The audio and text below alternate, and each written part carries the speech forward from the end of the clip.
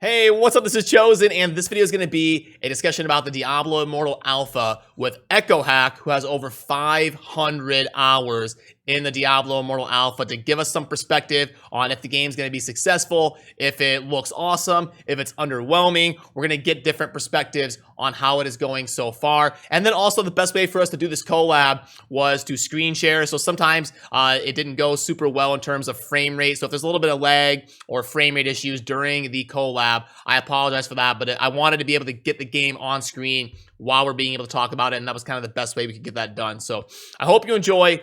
Let's get into it.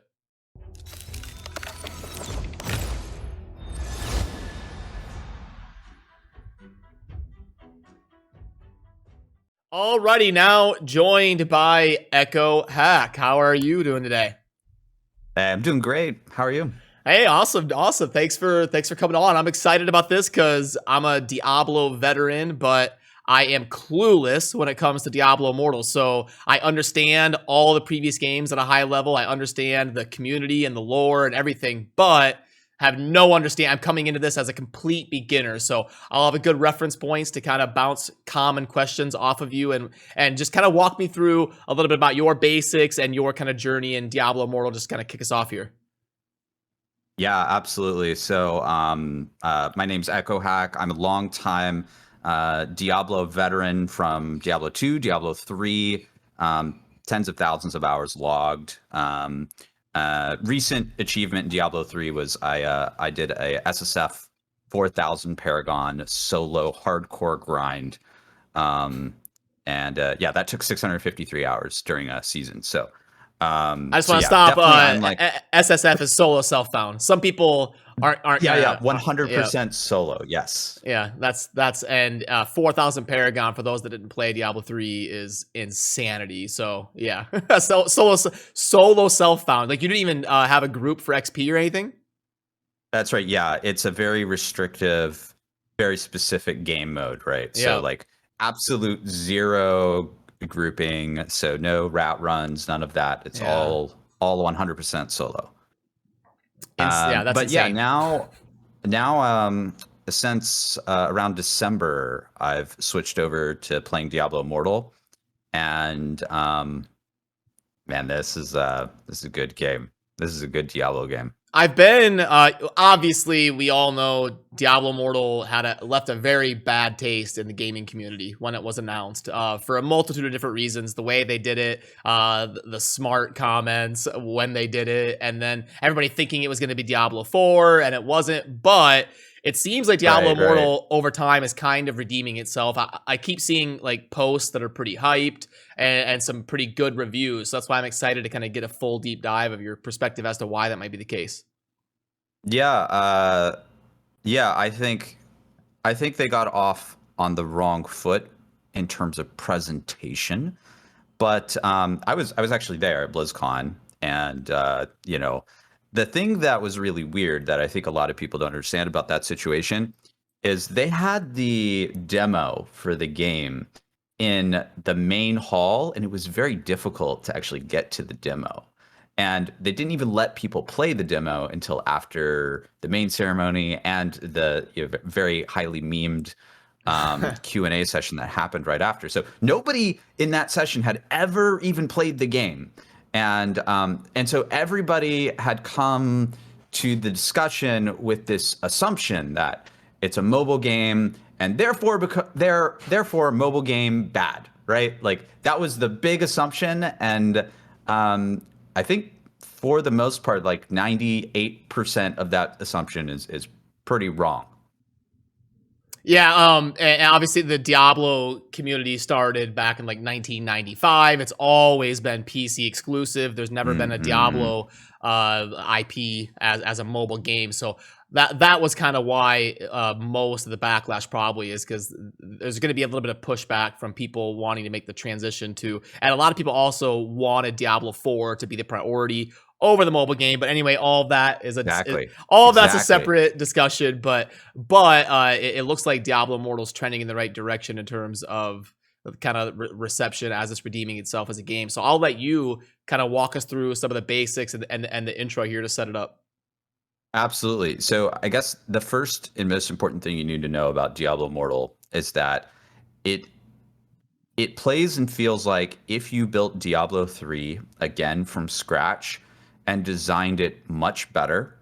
Um, so in the entire analysis of what Diablo Immortal is right now in an alpha state, it is a better game than Diablo 3.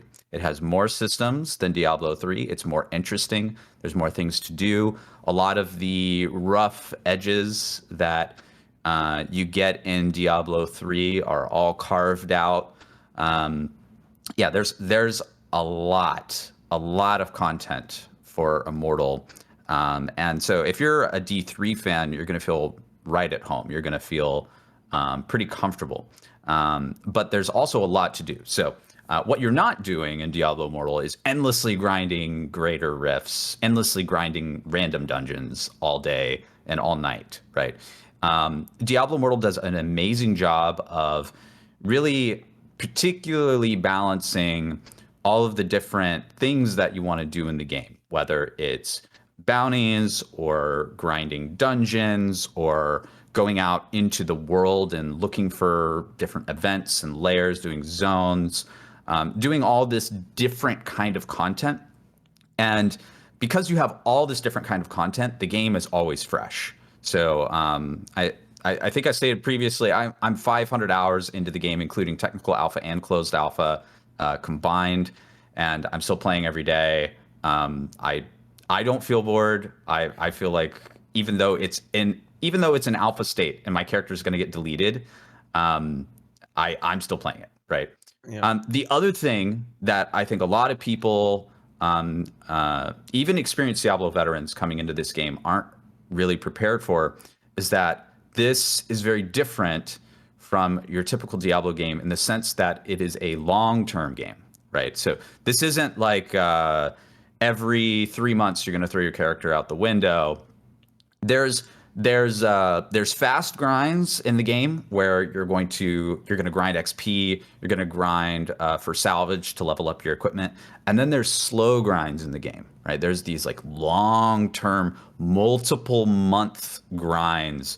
Like leveling up your gems becomes quite difficult. It's an exponential curve. It's not even a multiplicative curve. It's an exponential curve to level up your regular gems, to level up your charms, to level up your legendary gems. These are really long tail kind of like power curves, right? And so I think people aren't going to expect that at first, and that's something that sort of after the first month of play, you'll start to realize as you really start playing this game day in, day out, doing your dailies, doing your factional PvP. We haven't even gotten to any of this stuff yet, right? It's so good. But as you start doing all this stuff, you'll start to realize you're like, oh, some of these things are sort of things that I'm grinding to make my character slowly stronger. You're just always slowly progressing. And then at the same time, there's these faster grinds that you're working on, like XP and your dailies and other things that are very, very immediate and very like crunchy, right? Mm-hmm. So you have like multiple streams of grind kind of going on at the same time. And that takes a while to kind of figure that out. But yeah, that's sort of the overview in my opinion. There's a lot to talk about in terms of all the systems, in terms of all the gameplay that Immortal has to offer. But yeah, overall, it's a more well-rounded version of Diablo 3, a Diablo 3 plus plus or a Diablo 3.5, if you will, right? Okay. And you said, what about, you had talked about how Diablo 3 players will feel that way. What about like Path of Exile or Diablo 2 purists? How would they feel about how it shook out? So I don't know if I can speak so well to someone who's really deep into Path of Exile. I've played maybe 100 hours total of Path of Exile, so I don't know if I have the expertise to speak for those folks. For D2, I've got a few thousand hours logged, so I'll speak to D2 in that. D3, Diablo Immortal does away with some things that D3 did poorly over Diablo 2. And it really reverts to some of these Diablo 2 ideas. Like, for example, Magic Find is back, right? Like, Magic Find is back in Diablo Immortal. They need to do some balancing in terms of like how important it is. I feel like it should be a little bit more important than it is right now.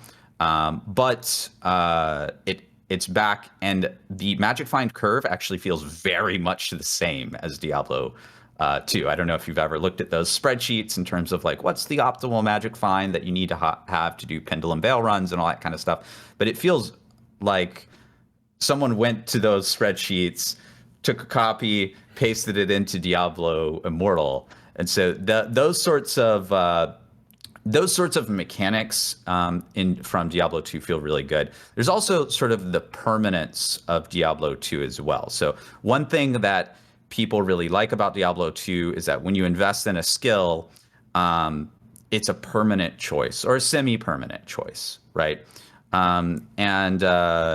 This game has a similar feel to it with the Paragon system. So the Paragon system, you have all these different Paragon trees, and you unlock them as you get higher and higher Paragon levels.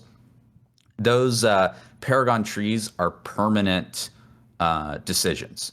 And so the decision tree to me feels the same as Diablo 2 in the sense that what I'm not doing is every time I get a Paragon level, I'm not trying to make a decision every time I make a Paragon level. What I'm really going to do is I'm going to go to some website that has explained all of the Paragon trees to me and told me the optimal path, and I'm going to pick a build, right, of which Paragon tree I'm going to go, and I'm going to have a plan, right? I'm going to have a game plan. I'm going to come equipped to the game with a game plan of which Paragon tree am I going to take, which nodes am I going to take in the branching, in the branches of the tree, and that sort of thing. And what's really cool about the Paragon tree, I guess, ultimately, is that you can eventually fill out every Paragon tree. There's a maximum Paragon level that you can reach. There's 100 Paragon levels per tree. There's 5 trees in the game right now. They're probably going to add more in the future. So right now, the maximum Paragon level, in theory, is Paragon level 500. And every time they add a new tree, there's that maximum level will go up by 100 Paragon. How long would it take to get to Paragon 500? So it depends on, the kind of player that you are, right? So if you're a blaster tier player, you want to do, 16 hours a day, you want to grind the heck out of this game. I would say you could get to Paragon 500 in, I don't know, like 3 months or so. It's pretty difficult, actually. So we've developed the experience points meta quite a lot during the alpha, but it took us about 4 weeks to get to Paragon 150.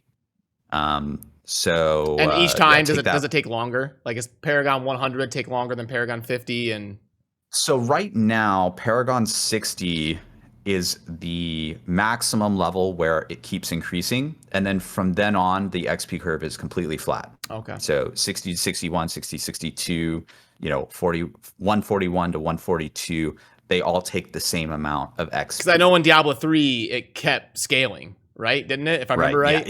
Yeah, it's an infinite scaling system with a theoretical soft cap of whatever big int is. Yeah. But in Diablo Immortal, it's just consistent after that certain breaking point there.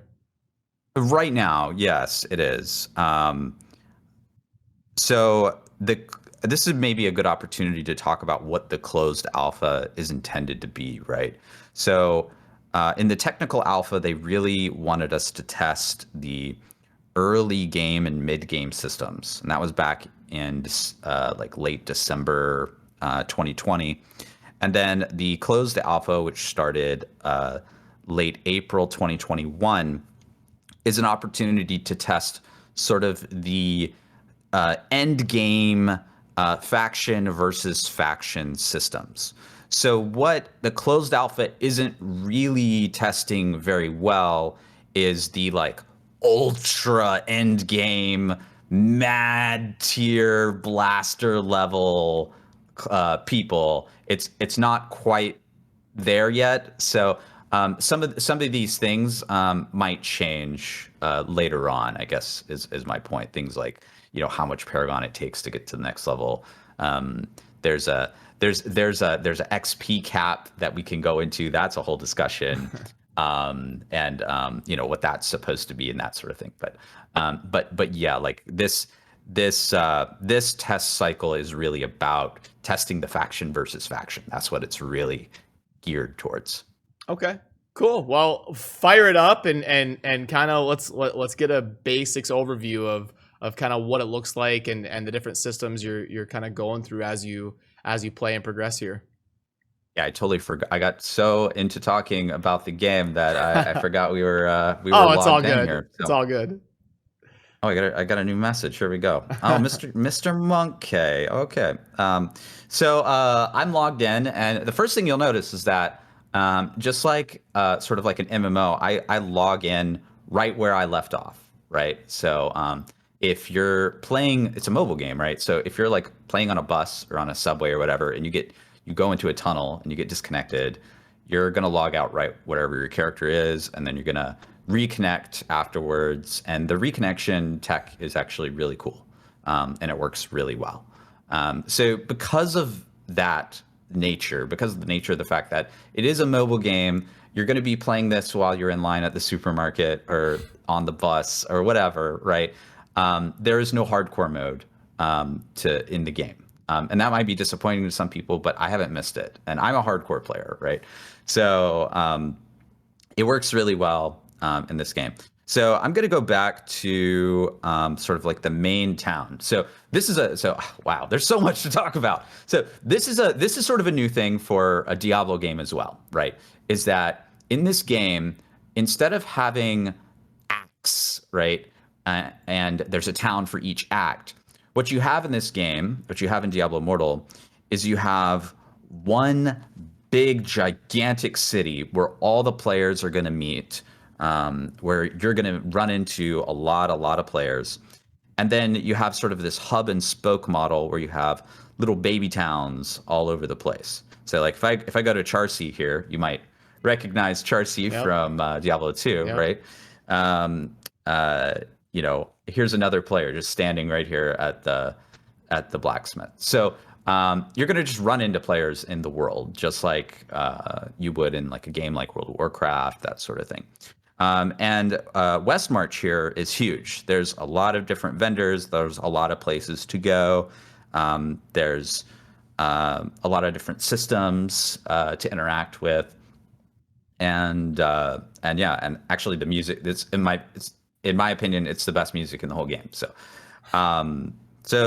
yeah, this like sort of hub and spoke model is sort of a new thing. But how does it manage like what players you see? Because obviously it's not going to put everyone in that one location. So how does it kind of split you off if you're trying to meet up with like a friend or something? Or you would be surprised. So we are on the North American server, which is a low population server in compared to the Australian server, which is more of a open access alpha, but you do have to live in Australia for that, or you have to VPN in or whatever. So it's an invite only alpha for the North American server. So the population here is low enough where we've never had anything happen where like we're like, hey, meet me by the Elder Rift, and then you don't see them, right? Like that's never ever happened, not even once. But if you did, there's an icon up here by my portrait that if I tap on this, I can just come in here and I can add friends, and I get this nice little overlay, and I can click the plus sign here, and I can just invite people to my party. And if I want to, I can hit this find party button, and people can invite me to their group or whatever. So it looks like the max is up to 4 for a group. Yeah, four in a group. Yeah. Okay. Cool. And then you want to walk us through like the itemization and the skills, maybe like the Oh my goodness. like Yeah, we don't have to. this We could go on for 5 hours, I know, but let's cover like the basics, like just a quick Let's rundown. try to do the basics. Yeah. Yes. There's so much to cover that it's almost hard to know where to start, right? Yeah.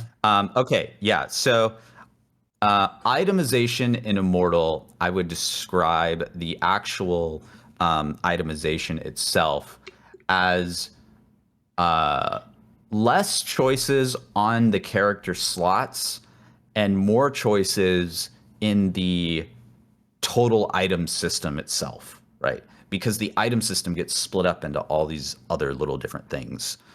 So itemization, unlike Diablo 2 or Diablo 3, is not just kill a monster, just get the loot, and then equip whatever the build is. That's not all you care about. There's a lot of other little systems that you care a lot about. So the main itemization that you're gonna care about are legendaries, and you can have 6 legendary slots on the right side here of my character portrait. And what legendaries do in this game is essentially what runes do in Diablo 3, right? So they will modify a skill, right? So this is called the Many-Eyed Aegis, and this allows my consecration to move with me. This is called Besieger. It lets Draw and Quarter periodically call down a bombardment that does damage. This increases Draw and Quarter's duration. This allows Draw and Quarter to leave a trail of fire behind me, which is quite powerful in PvE. Spinning Flail lets me change sweep attack into this like sort of like almost whirlwind kind of ability. And then Pavas of 10 Wings, essentially this turns the spinning shield ability into more of like a blessed hammer kind of ability, right? So now I can throw these, and it actually changes the nature of how the skill behaves. Do only legendaries do that? Yes, only legendaries change the nature of the skills. Yep. So if I go as you can see, we're already getting into like 50 menus here. So if I go here to the skills, I can pick one of 2 primary attacks. That's the big button here on the right side. And usually these primary attacks will give you a choice between, do you want to do more damage? Do you want to have more survivability? In the case of the Crusader, the way the class is balanced, the primary attacks are both garbage. It doesn't matter which one you pick. And then you have all of your individual skills. And you might recognize some of these from D3. There's a couple of new faces here as well. But what's really interesting is that each of these can get modified by the legendary powers. So for example, Draw and Quarter by default will allow you to mount a horse. It increases your movement speed. It allows you to attack while you're on the horse. And then it allows you to chain up enemies and bring them with you as you're moving on the horse. So it does all these things combined. But then when you apply Fiery Steed, you can't drag the enemies anymore. But now you burn the ground, and now you get this effect anymore. Yep. So now you don't get the chains. So you're making a trade-off between, okay, I don't want the chains anymore, but I want to do damage by having the fire on the ground, right?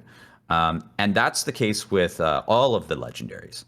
Now, what's crazy is that this next piece that I want to talk about, this is a new vendor that they added in the closed alpha here, and this was like a sub bullet point at the very bottom of like the release post. They like barely talked about this, and in fact, this is one of the most new impactful systems in the entire game.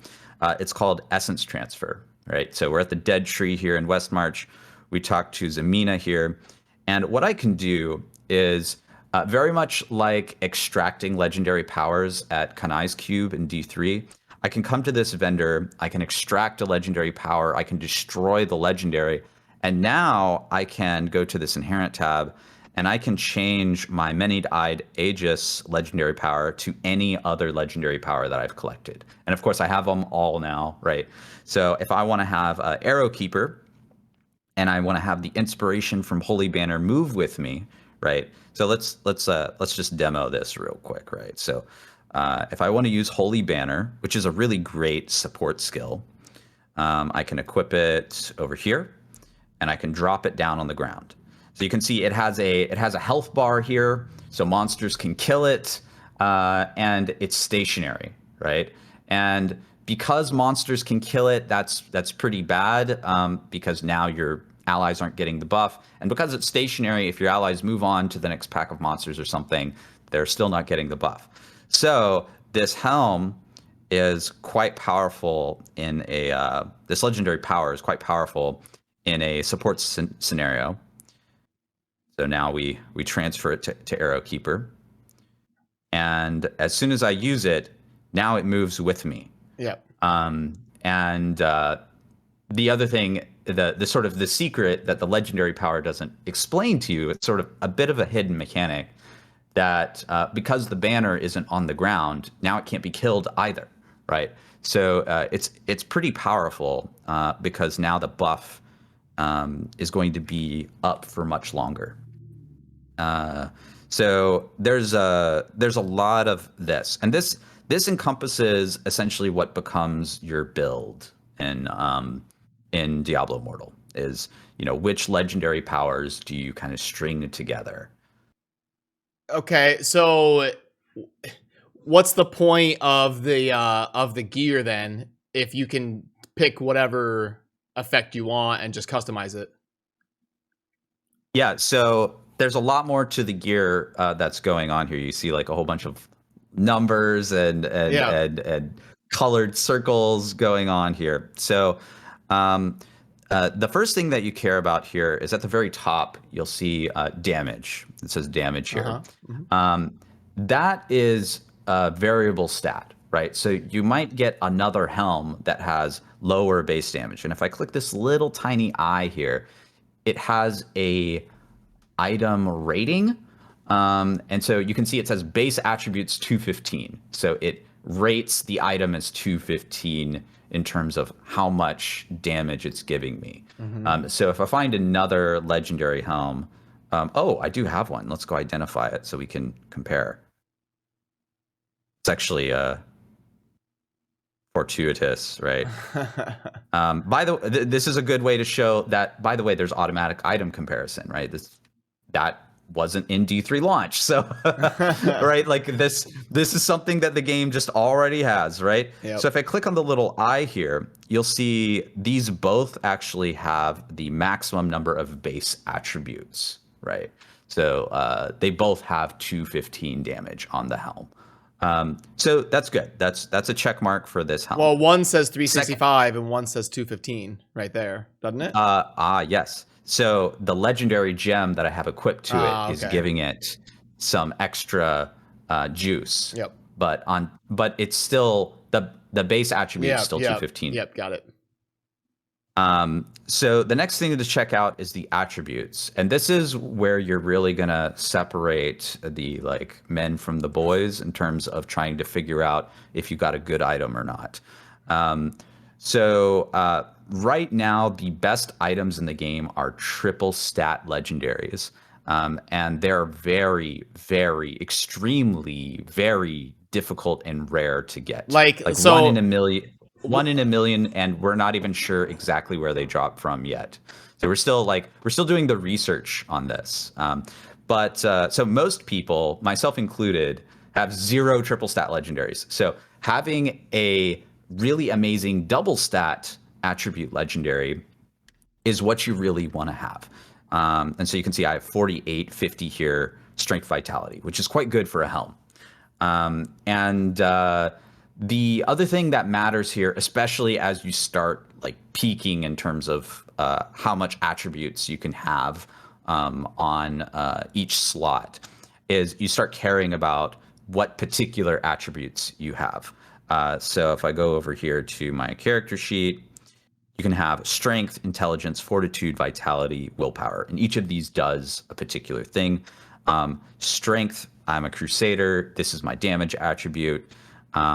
Fortitude, this is an armor and armor penetration attribute. Vitality is a life attribute. And willpower is potency and resistance, which is probably the worst attribute in the game right now. We could talk about, we can go into attribute stat details, but essentially right now the meta is stack for, at least for Crusader, stack as much strength as possible and stack as much fortitude as possible. So one way I could improve this item is, let's say I got an identical helm that was 48 strength, but it had 50 fortitude. I would trade that item in a heartbeat, right? Because fortitude is going to be more valuable for me. But let's say it had 48 strength and 25 fortitude. I wouldn't make that trade. Mm-hmm.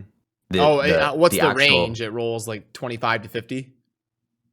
That's a good question.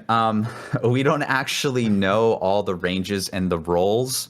The working theory right now is that there is sort of like an item quality roll that happens, because what tends to happen, as you can see if I kind of go over some of my items here, is that the range of each of the rolls tends to be close to each other, right? So you're not going to get like a, like on this item, you're not going to get a 46 strength and a 10 willpower. It's never happened, right?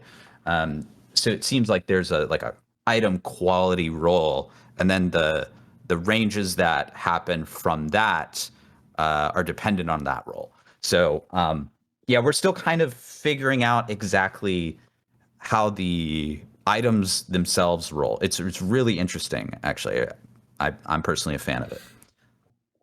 Cool. And I saw there the rank, so you can upgrade it via some resource or via some blacksmith or. Oh, we're not even there yet. So so there's also an affix. So as you can see, in any Diablo game, crit chance is king, right? So this helm is a really good helmet. Also has crit chance on it. But there's other affixes. There's even like PvP specific affixes, like damage to players increased by 8%. Pants typically have a defensive attribute on it. So this is life increased 6%. You might see all damage reduced by 3%, all damage reduced by 2%. So the secondary, at least when you really start like peeking out on your gear, can matter. So the important thing about all this is that these stats that you see, every point of a stat adds to the most important attribute in the entire game, which is called offense and defense rating. So it's called a secondary attribute, but it's the most important in the entire game. And so if you want to know how powerful someone's character is, just roughly speaking, you just ask them what their offense rating is. And if they say, hey, it's 2,500, you block them and look for someone else. You don't invite them to the clan. They're not allowed to join the Immortals. They're not powerful enough. That sort of thing. What's really cool about offense and defense rating, and this is something that actually the Wyatt Chang, the lead designer on Diablo Immortal, talked about recently, was this is actually a mechanic that allows them to scale damage in the game without having a number pinata rainbow explosion vomit, right? So like in Diablo 3, you have this problem where like you at some point you stop seeing 100, you stop seeing 1,000, you stop seeing 1,000,000 damage. You're like doing trillions and quadrillions and quintillions of damage, right? Yep. This game will never ever have that, because all damage is normalized based on your offense and defense rating and the monster's offense and defense rating. So in in the future, whenever they add new content updates and they want to do, the moral equivalent of like a burning crusade for this game, and they just want to make everybody's old gear irrelevant, they can do that, and the damage numbers will stay roughly the same without having to do a stat squish or anything like that. So it's kind of cool. It's a cool thing to understand. Yeah, that's an interesting mechanic, because that was a problem in Diablo 3. The screen would start to like lag, you'd lose FPS because there's these 17-digit damage numbers flying all over the place. So yeah, okay. Yeah, so you don't have to really ever worry about that in this game. The damage numbers are always going to be normalized. I mean, even for my character, like if let me run out somewhere here into the world. Let's just, I don't know, let's hit ZK library is probably available. I'm on Hell 1, which is a pretty low difficulty that I can, just absolutely one-shot everything on. If I run in here and start killing things, these numbers are going to look fairly sane, right? Like we're talking about like 35K, that sort of thing. And those are pretty high damage numbers for this game. And so you're never going to end up in a situation where you're like, all right, like 2 billion damage it's just not going to happen. Yeah. I don't remember. Did they eventually get to the point where they finally abbreviated it, like 2.0B? Did they ever get to that point? Yeah, D3 is abbreviated, where you're just seeing 43.1 mil, 1 M or whatever. Yeah. Okay, cool. So yeah, right. Oh my goodness. Okay, so the next thing to talk about in terms of itemization is an entirely separate system that allows you to upgrade your items. And this works sort of like Caldesan's Despair, if you're familiar with that, from D3. So the main difference here is that instead of having to level legendary gems to do it, the way you do it is you just go to the blacksmith, and then you go to the upgrade tab, and then you take salvage that you've gotten from salvaging your equipment with the salvage tab here. So I can just like the trash equipment that you get, you salvage it. Yeah. It gives you materials. You use those materials to rank up the gear that you're actually using. Exactly. So you can see here, I'm going to get 74 74 salvage and 4 enchanted dust here. I can salvage this. I receive the materials in my inventory, and then now if I want to go up here, I see that if I want to get rank 19, it's going to take me 3.2k regular salvage and 380 enchanted dust and 16 I forget what these are called, glowing shards. These are the legendary item salvage. What's the max material rank? Like the max rank is 20 right now in the game. Okay. So there are a few people on our server, by the way, that have 20. I just haven't bothered to grind it out. I've been busy doing some other systems in the game. So this is one of many systems that you can actually level in the game. And so 20 is the max for legendary items. And you'll notice here on the side, I have all these yellow items.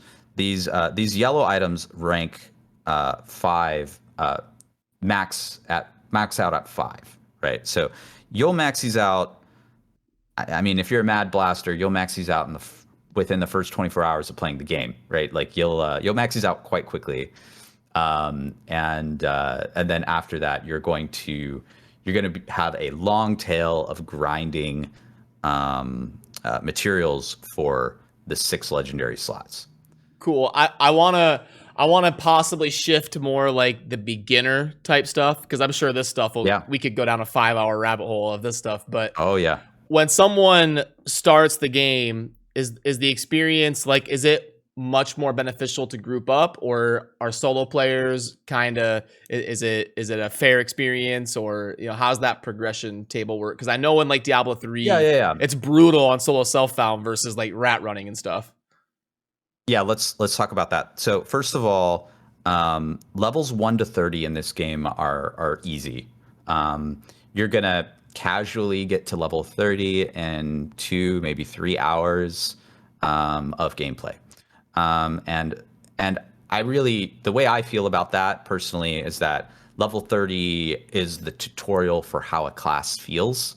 So if you don't like a class and you get to level 30, it's not that expensive to just play another class. And one thing that's really important about this game, we mentioned this before we started recording, I think, but Yeah. is that when you pick a class in this game, that is your identity for the scope of the entire game, right? For months, for maybe years in the future.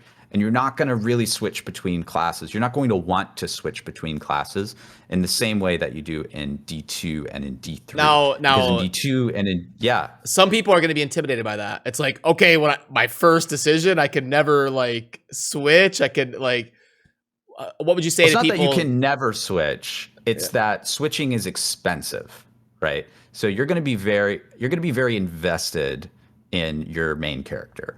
And that's the character that you're going to want to play because you like playing that style of character. So there's certain identities to each of the character classes. I like Crusader just in general in D3. It's my favorite class, but also in this game, it's the fastest class, right? You get this horse that no other class can get. You can move very, very quickly. It's the best AoE class in the game. You can throw these shields. You can do this AoE. You can drop down the banner, right? You can do all of these things. But its single target is terrible, right? So if you want to do massive amounts of single target damage, you don't want to play the Crusader, right? So I think these sort of like broad brushstrokes for each class, people will be able to understand as they're trying to level 30. And if they get to if they get to level 20, level 30, and they just don't like the class, it's at that point, it's not expensive to switch. So that's why I think it's really smart that level 1 to 30 experience feels really good. Can you have like one? Can you have a character of each, or can you only have like one character? You can. Yeah. Oh, okay. Yeah, I mean, I have 2 Crusaders. Oh, okay. Right. So like I have a second Crusader just to I have an alt just to farm different materials in the game, right? Okay. But yeah, so you can definitely have multiple characters. So instead of like swapping gear or something, you're better off to just have a separate Crusader.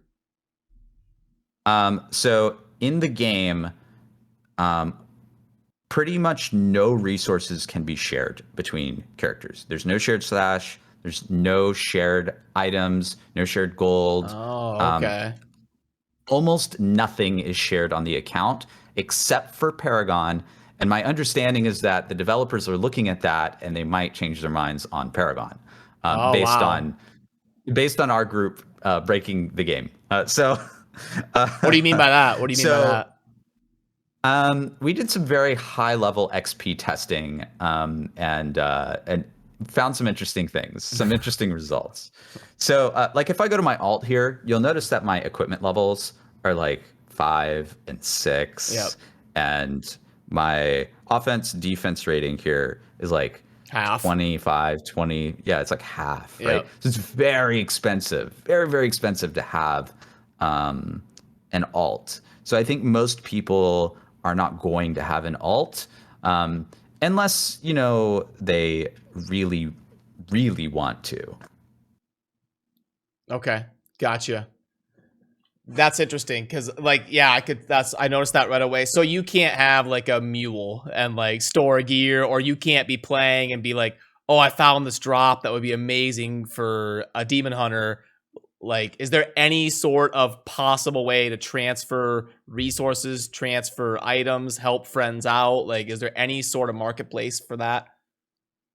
Yeah, so we could talk about the stash in the marketplace. So I'll be honest. So in Tech Alpha, they didn't have this essence transfer vendor that we talked about a little earlier. In Closed Alpha, I have barely used my stash. I very, very rarely. So here's my stash. I've never organized it. I have only put things in the stash and I've never taken them out. I've never organized this, not once. It's almost full, but this is 400 hours of doing this. I could come into the stash and I could actually delete all of these items and I wouldn't care. None of these items matter to me. These items are mostly for testing purposes that I have in here, right? So yeah, like you might not even really use your stash that much in this game, which yeah, that's a little bit different. There's also a marketplace, and the market is pretty interesting. So you can buy and you can sell items, but when you like sell an item, oh, I have a couple items sold, so this is a good demo. So like, let's say I want to sell this Zod Stone. It goes ahead and suggests a price to me, and then I can increase the price by a certain percentage. But eventually, it's going to say, okay, hey, listen, 100% more than the base price is too much. And then if I want, I can list the item. It has a gold listing fee, and then people can buy the item, and if it sells, there's a percent that. So this is like an auction house?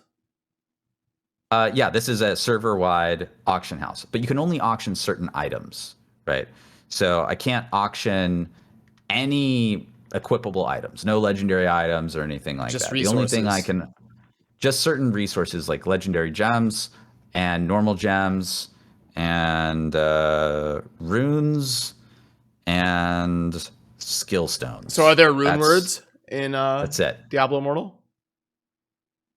There sort of are rune words, so not in the way that Diablo 2 works. So essentially, you use runes to craft legendary gems. They're a crafting material in this game, and they are kind of cool because there are some very rare ones. Like Tyr here is a pretty rare one. Urz is pretty rare, and so they're pretty valuable. Let me get my platinum here from the aquamarine I sold. So you can see there's a transaction fee. I sold 2 of them. It took 60 of my platinum. Otherwise, I would have gotten 400. And then there we go. It took 30 for that one. So now I have that platinum. So yeah, in terms of runes, let's go over here to the Jewel Crafter, which is another vendor and another. There's like 3 systems in once. So I can go here to craft, and I have all these legendary gems that I can craft. And let's look at like a pretty good one, Fervent Fang, right? So if I want to craft Fervent Fang, I need 21 Fa runes, which are quite common. And then I also need 9 Urz runes, which are pretty rare. And then I also need 3,000 platinum here in order to be able to craft this legendary gem. And then when I do craft it, the actual quality of the Fervent Fang that I'm going to get is questionable. As you can see, it's 1 to 3 stars. So I don't know if I'm going to get a 1-star Fervent Fang or a 3-star Fervent Fang. Okay. Yeah, there are a ton of different mechanics in this game. And I told you we were gonna be here for a while. Yeah, no, I mean that's a good thing. I like hearing about it, and I wish we could like show the gameplay really quick, but the frame rate is a little bit crappy on like Discord's screen share, and I don't know how. Oh, it is. I don't know how good it would be to like show footage or whatever, but I'll try to like add some footage of the gameplay to this video or something, so that people can see what it looks like while we're playing. Feel free to grab any footage from my Twitch. You're welcome to use any of that stuff. Cool. Thanks. Well, we're approaching 1 hour, so I want to kind of, in closing, kind of our last segment here, I want your take on like how successful you see this game being, and just like what you think the reception will be, the staying power it has, how it compares to Diablo 3. We'll kind of talk about that for a few minutes. How, like, now that you have like 500 hours in the game, do you see it being a super success or not? Yeah, I think the game is going to be massively successful. They could release the game in its current state right now, and it would be successful. This is the alpha, right? We're not even to the beta yet. There's actually something really interesting happening right now. So this is part of the faction versus faction system. The Shadows are raiding the Immortals Vault, and this is a PvP system. So, oh no, they escaped. Oh man. All right. So I didn't quite make it in time here. So essentially, there's a faction versus faction system. There's a million things to do, but what just happened is someone from the other faction, the Shadows, came into the vault. They took some of our loot that we've been building up, and if I had been able to kill them, they would have gotten out with nothing. But they escaped too quickly. So yeah. Anyway, that's an interesting thing that happened. But anyway, yeah. Because of this faction versus faction system and the end game systems that they have, and the PvP systems that they have, and the grinding systems that they have, the events that they have in the game, this game is going to have long-term staying power. That's what all the content in the game is there for, right? Is even people such as myself who are mad blasters and come to this game every day and grind it nonstop always have something to do. There's always something to go out and do. How does it work with, I know some Diablo players are going to be very hesitant to dive in and play on mobile. How is it going to pair with like controllers or BlueStacks or like mobile emulators, things like that? Yeah. So there's not an official word out yet, but my understanding is that eventually they may allow people to play on like BlueStacks or other emulators. So if folks for whatever reason want to play like on their PC, then that's a thing. There's no official controller support as of right now. But the official word there is that they're working on it. So they're investigating what it would take to have official controller support on mobile. I mean, even right now, if you want, I have this little like controller grip. Yep. Right? Like this cost me $10 on Amazon, and it makes the game a lot more ergonomic. Yeah, for sure. To play. Yep. Even if you want to play it on mobile. And I'm a hardcore Diablo 3 player. That's where I come from. Yep. So like I'm used to the mouse and keyboard, and this plays really well. I would prefer ultimately having a controller just for like streaming purposes, being able to like have the ergonomics of the controller for like really intense like 14, 16-hour play sessions.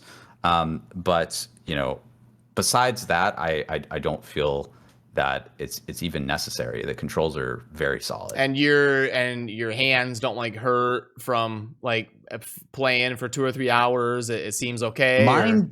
Mine don't, especially with the controller grip, but I know some people's do. So I do think there's a good amount of people who just like can't play for long periods of time on a mobile device. Okay, cool. All right. Well, I think that's I like, the thing is like there's always more that we could talk about or ask, but there's always more. There might have to be a part 2 or something of the Diablo Immortal coverage, because there's just so. But it's good to hear that people are going to be curious. When can they actually play? Like when will someone be able to actually? Do we have a timeline on release dates or alpha? There's a timeline. Okay. The game is supposed to be out before the end of the year. Mm-hmm. And based on the messaging, my guess is there's going to be another cycle of testing, whatever they call it, whether that's a beta, before that happens. I would expect that there's some sort of open beta where they just start inviting massive numbers of people to test things like server infrastructure and robustness of like what happens when you put like 10,000 players on one server, and like those sorts of tests that they really haven't done yet. Mm-hmm. Okay, cool. Well, then in terms of like a part 2, a part 3, a part 4, let's do it, man. There's so much that this game has to offer. And there's so many cool things to talk about. We barely touched on even the basic systems of the game. There's still more basic systems to talk about, and not to mention sort of like the mid game systems and the end game systems.